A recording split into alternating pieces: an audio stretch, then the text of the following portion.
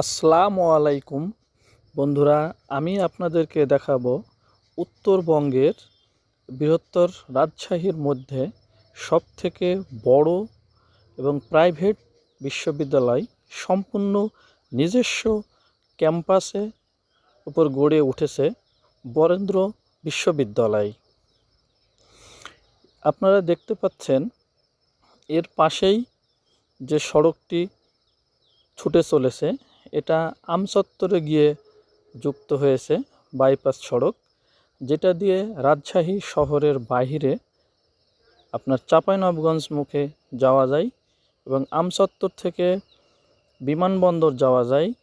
এছাড়াও রাজশাহী শহরেও নিরাপদে আসা যায়। ধন্যবাদ বন্ধুরা আমার সাথে থাকার জন্য।